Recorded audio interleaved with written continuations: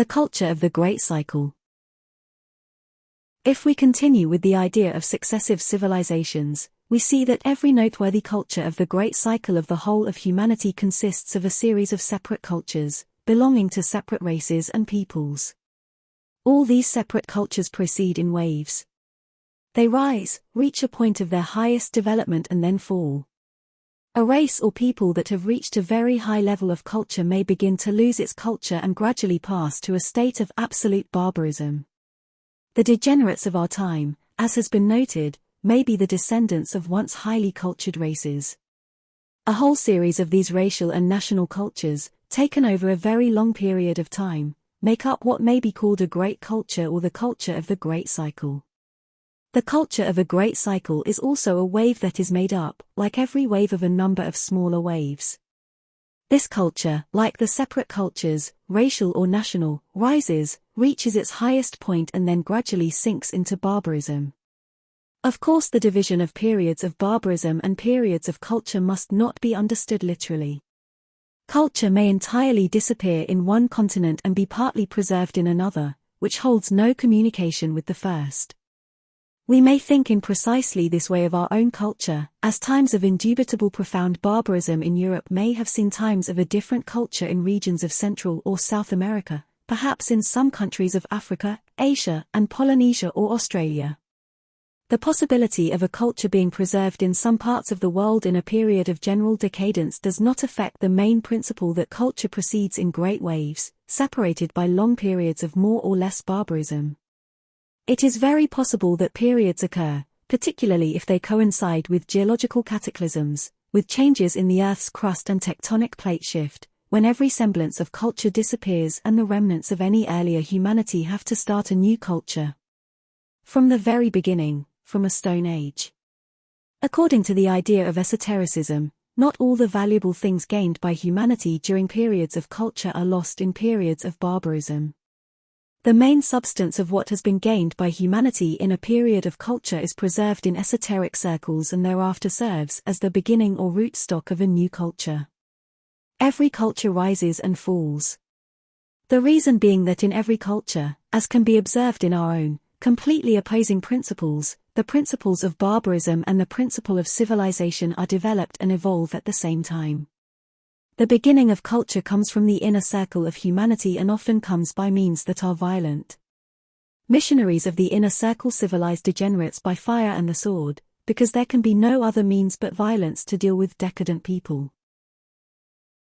Later, the principles of civilization develop and gradually create those forms of man's spiritual manifestation which are called religion, philosophy, science, and art.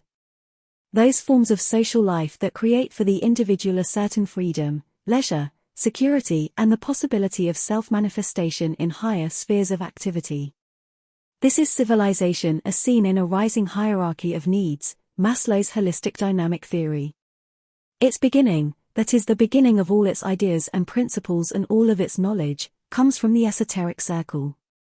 Simultaneously, with the beginning of civilization, violence was admitted, and as a result of that, side by side with civilization, barbarism grows too. This means that parallel with the growth of the ideas that come from the esoteric circle, there evolve other sides of life which originated in humanity, in the barbarous state. Barbarism bears within itself the principles of violence and destruction. These principles do not and cannot exist in civilization. In our culture it is easy to trace these two lines, the line of civilization and the line of barbarism. The caveman killed his enemy with a club. Cultured man has at his disposal every sort of technical appliance, explosives of terrible power, electricity, airplanes, submarines, poisonous gases, and viruses. All these means and contrivances for destruction and extermination are nothing but evolved forms of the club. They differ from it only in the power and range of their action. The culture of the means of destruction and the culture of the means and methods of violence are the culture of barbarism. An essential part of our culture consists of slavery and all possible forms of violence in the name of the state, in the name of religion, in the name of ideas, in the name of morals, and in the name of everything else imaginable. The inner life of modern society, its tastes and interests are also full of barbarous traits. Passion for shows and amusements, passion for competitive sport, gambling, great suggestibility, a propensity to submit to all kinds of influences, to panic, to fear, to suspicions, the constant quest for self-gratification, consumption and distraction. All these are features of barbarism, and they all flourish in our life, making use of all the means and contrivances of a technoculture such as printing, the information highway and electronic media of our global village. Culture strives to establish a boundary between itself and barbarism. Already the manifestations of barbarism are called crimes. However, existing criminology is insufficient to isolate barbarism. It is insufficient because the idea of crime in existing criminology is artificial, for what is called crime is really an infringement of existing laws, whereas laws are very often a manifestation of barbarism and violence. Such are the prohibiting laws of different kinds which abound in modern life. The number of these laws is constantly growing in all countries, and owing to this what is called crime is very often not a crime at all, for it contains no element of violence.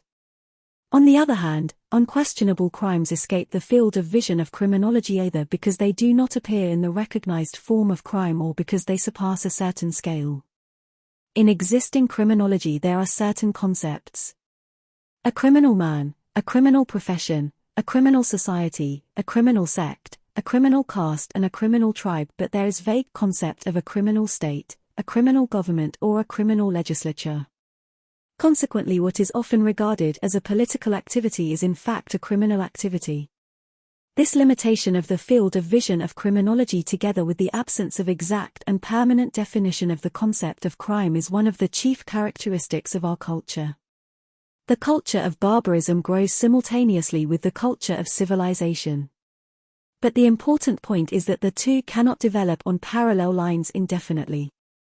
The moment must inevitably come when the culture of barbarism arrests the development of civilization and gradually, or possibly very swiftly, completely destroys it. It may be asked why barbarism must inevitably destroy civilization, why civilization cannot destroy barbarism.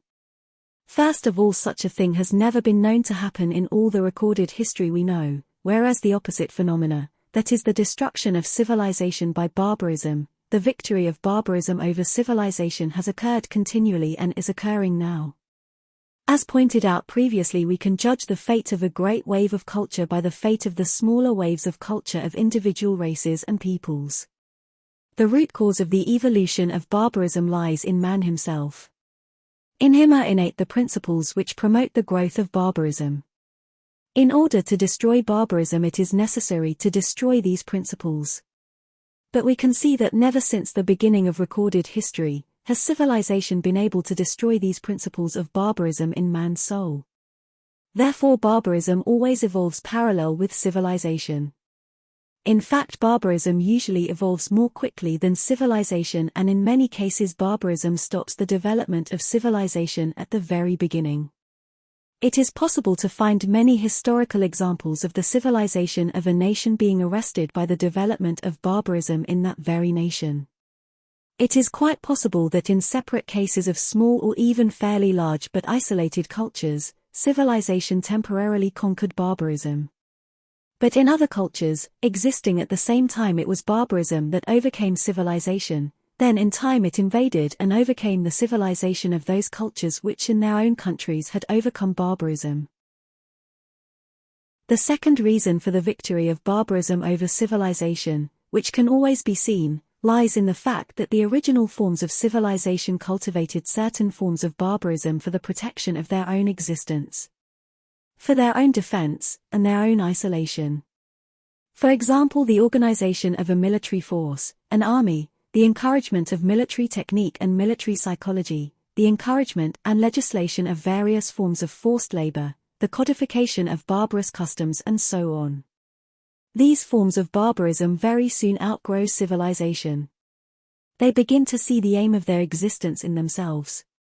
Their strength lies in the fact that they can exist by themselves, without help from outside.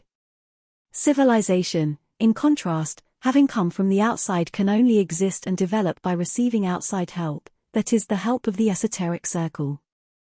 However, an evolving form of barbarism very soon cuts off civilization from its source, and then civilization, losing confidence in the reason for its separate existence, begins to develop forms of barbarism in the belief that here lies its aim and destiny. All forms created by civilization undergo a process of change and adapt themselves to the new order of things, that is to say, become subservient to barbarism. Theocratic government is transformed into despotism. Castes, if they have become recognized, become hereditary. Religion, taking the form of church, becomes an instrument in the hands of despotism or hereditary castes. Science, transformed into technique, subserves the aims of destruction and extermination. Art degenerates and becomes a means for keeping the masses on the level of imbecility. This is civilization in the service of barbarism, in the capacity of barbarism. Such a relation between civilization and barbarism can be observed throughout the whole of historical life. But such a relationship cannot exist indefinitely. The growth of civilization becomes arrested. Civilization is, as it were, recast in the culture of barbarism. Finally, it must stop altogether. Thereupon barbarism, without receiving an inflow of strength from civilization, begins to descend to more and more elementary forms, returning gradually to its primitive state. Until it becomes what it really is and has been during the whole period in which it was disguised in gorgeous trappings borrowed from civilization. Barbarism and civilization can coexist in this mutual relationship, which we observe for only a comparatively short period of time. There must come a period when the growth of the technique of destruction will begin to proceed so swiftly that it will destroy the source of its origin, namely civilization. When we examine modern life, we see how small and unimportant a place is occupied in it by the principles of civilization which are not in servitude to barbarism. How small a place in the life of the average man is occupied by thought or the quest for truth. The principles of civilization in falsified forms are already used for the aims of barbarism as a means of subjugating the masses, holding them in subjection, where in these forms they flourish. It is only those falsified forms that are tolerated in life. Religion, philosophy, science, and art, which are not in immediate servitude to barbarism, are not acknowledged, except in feeble limited forms.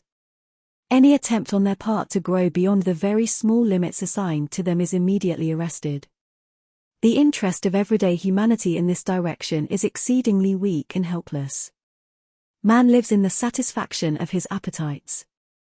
In fears, in struggle, in vanity, in distraction and amusement, in sports, in games of skill and chance, in greed of gain, in sensuality, in dull daily routine, in cares and anxieties of the day, and more than anything else in obedience, in the enjoyment of obedience. Because there is nothing the average man likes better than to obey. If he ceases to obey one force, he immediately begins to obey another. He is infinitely remote from anything that is not connected directly with the interests of the day, or with the worries of the day, from anything which is a little above the material level of his life. If we do not shut our eyes to all of this, we realize that we cannot at best call ourselves anything but civilized barbarians, that is, barbarians possessed of a certain degree of culture. The civilization of our time is a pale growth which can hardly keep itself alive in the darkness of profound barbarism. Technical innovation, digitization, improved means of communication and methods of production, increased powers in the struggle against nature, all take away from civilization probably more than they give. True civilization exists only in esotericism. It is the inner circle which is in fact the truly civilized portion of humanity, and the members of the inner circle are civilized people living in a country of barbarians, among degenerates. We can once again ask the questions: why is it that members of the inner circle do not help humankind in their lives? Why do they not take their stand on the side of truth? Why are they not eager to uphold justice, to help the weak or oppressed, to remove the causes of violence and evil? If we imagine a small number of civilized people living in a large country peopled by primitive and barbarous tribes in perpetual hostility, at war with one another. Even if we imagine these civilized people living there as missionaries, with full desire to bring enlightenment to the masses, we see that they will certainly not interfere in the struggle of different sects or take one side or another in conflicts that may arise. Suppose that workers raise a revolt in this country. This does not mean that civilized man must help the working class, because the whole object of labor is to subjugate their masters, then to make them subservient, while they in turn become masters. Forced or coerced labor in its most varied forms is one of the characteristic features of this barbarous country, and the missionaries can do nothing against it. They can only offer to any who may wish, that they enter schools and study in them, thereafter becoming free. For those who do not enter schools, the conditions of life cannot be altered. This is an accurate picture of our lives and of our relation to esotericism, if esotericism exists.